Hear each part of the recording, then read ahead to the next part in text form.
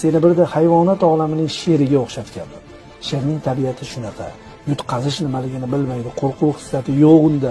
Shu bois o'ta katta olib bo'lmaydigan o'ljaga ham otiladi. Oyoqlari ostida o'lsa ham buqalarga hamla qiladi. Oddiy o'la olmaydi, mag'rur o'ladi. Sen futbol tugul yoshlarga hayot oxirigacha kurashning yuqori namunasini ko'rsatib bo'lding.